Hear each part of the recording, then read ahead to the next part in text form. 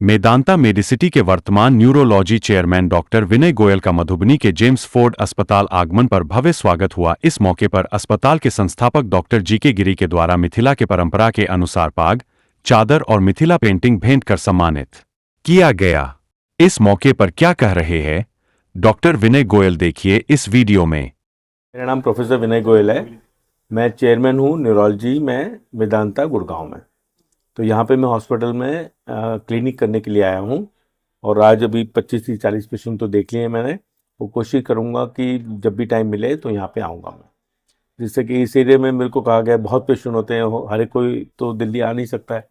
तो कोशिश है कि अगर जो महीने में एक बार भी आ जाएँ तो लोगों को थोड़ा सा राहत मिल जाएगा, ये आइडिया है। भाई साहब, आज जो आपने मरीज को देखे हैं, सर्वाधिक किस पीड़ित को? अभी तो है ना, मैं पहली बार आया हूँ तो बहुत सारे मिक्स पेशेंट्स आ रहे हैं। मोस्टली तो न्यूरोलॉजी के पेशेंट्स ही हैं, पर कुछ कुछ ऐसे पेशेंट भी आ रहे हैं जो साइकेट्री वाले पेशेंट हैं या दूसरे डिपार्टमेंट के भी पेशेंट हैं। तो मैंने उनको जो जो डिपार्टमेंट में उस पर रेफर कर दिया। ये सेवा देने का मतलब कैसे मन में आया? मन में इसलिए आया कि मेरे जो हमारी हॉस्पिटल की टीम है उन्होंने कहा कि यहाँ बहुत पेशेंट हैं, लेकिन वो सारे पेशेंट दिल्ली आना अफोर्ड नहीं कर सकते। तो उसका दूसरा ऑल्टरनेट है कि मैं यहाँ आ जाऊँ, तो उनका भी भला हो जाएगा, तो एक तरह से सेवा हो जाएगी। सर आपका कोई डेट फिक्स हुआ है आगे? अभी कोशिश करेंगे कि डेट फिक्स कर दें, पर जल्दी यहाँ से अस्पताल से एडवांस पे बता देंगे कि कौन सी। फ्राइडे के दिन आया करूँगा, ये मेरा पक्का है। जब भी आऊँगा मैं फ्राइडे के दिन आऊँगा। दिल्ली एम्स में भी आपका कार्यक्रम लंबा रहा है? हाँ, करीब 25 साल रहा हूँ मैं एम्स में। मैं प्रोफेसर था एम्स में, फिर 4 साल पहले मैंने एम्स छोड़ के मेदांता ज्वाइन किया है। मेडिसिटी में जैसे न्यूरोलॉजी चेयरमैन आप सेवा दे रहे हैं, जी वहाँ के बारे में कुछ जानकारी? हाँ, मेदांता तो आपको पता है बहुत बड़ा हॉस्पिटल है, 1500-2000 बेड का हॉस्पिटल है और न्यूरोलॉजी का पूरा एक डिपार्टमेंट है। तो उसमें बहुत सारे डॉक्टर हैं और करीब करीब कोई ऐसी बीमारी नहीं है न्यूरोलॉजी की जो हम नहीं देख सकते। और आज की तारीख में जितने एडवांस टेस्ट हैं या ट्रीटमेंट है वो हमारे पास अवेलेबल है। जैसे मैं आपको एग्जांपल बताऊं, पार्किंसन डिजीज़ है जिसमें आदमी के हाथ पैर कांपने लगते हैं, आदमी धीरे धीरे चलने लगता है। तो उसका एडवांस ट्रीटमेंट होता है कि ब्रेन का सर्जरी करते हैं, जिसको हम बोलते हैं डीप ब्रेन स्टिमुलेशन सर्जरी। तो उसमें जैसे हम हार्ट में पेसमेकर डालते हैं तो उसमें हम ब्रेन में पेसमेकर डाल देते हैं और फिर उसको कंट्रोल करते हैं। तो उससे आदमी का, अभी मेरी एक पुरानी पेशेंट आई है जिनका 2001 में सर्जरी किया था, तो आज 24 साल बाद भी वो काम कर रहा है। मुझे याद नहीं आ रहा कि मेरा कोई ऐसा मरीज है जिसका 24 साल बाद भी वो पेसमेकर काम कर रहा हो। तो वो तो बहुत अच्छी बात है। पर वो फैमिली डॉक्टर्स की है तो बहुत अच्छी केयर करते हैं, दवा टाइम पे देते हैं, रेगुलर मेरे फॉलोअप में रहे हैं। तो वो एक बहुत इंपॉर्टेंट बात होती है। किसी भी इलाज में रेगुलर फॉलोअप करना सबसे इंपॉर्टेंट बात है। दूसरी बात, दवा समय पे खाना। वो यहाँ आने के बाद मेरे को एक बात और मैं बोलूँगा, अच्छी क्वालिटी की दवा खाना भी बहुत ज़रूरी है। कभी कभी थोड़े पैसे बचाने के चक्कर में जो सस्ती क्वालिटी की दवा खाते हैं, पता चलता है उसमें दवा है ही नहीं। एम्स में मेरे पास कई बार पेशेंट्स आते हैं जो कहीं से सस्ती दवा ला के खा रहे होते हैं, तो उनका जब हम ड्रग लेवल चेक करते हैं तो उसमें कितना आता है ड्रग लेवल? 0। तो आप क्या एक्सपेक्ट कर रहे हैं?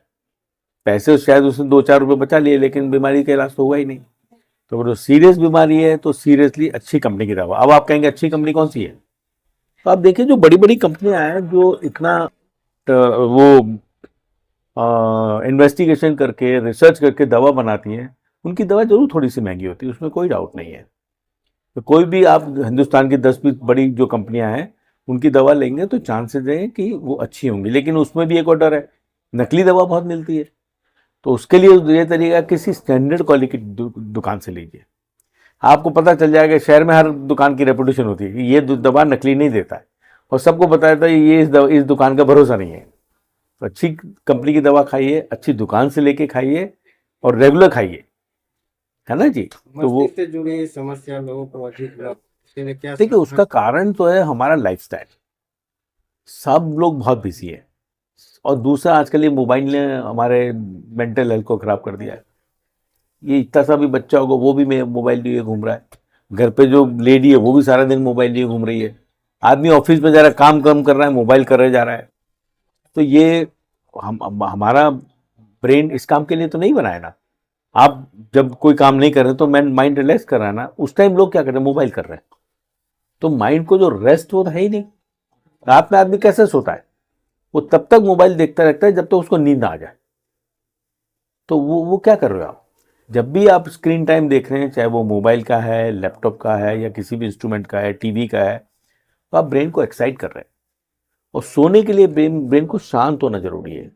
इसलिए कहते हैं ना, सोते टाइम थोड़ा पूजा कर लीजिए, थोड़ा सा कोई भी मेडिटेशन कर लीजिए, थोड़ी एक्सरसाइज कर लीजिए। तो जैसे योगा में बोलते हैं शवासन कर लीजिए, तो ये माइंड को काम करने के लिए होते हैं। अगर वो मन को शांत होगा तो अच्छी नींद आएगी, नहीं तो क्या होगा, आप डॉक्टर के पास जाओगे, दवा खाओगे वही नींद का आने के लिए, है ना जी। थैंक यू, धन्यवाद।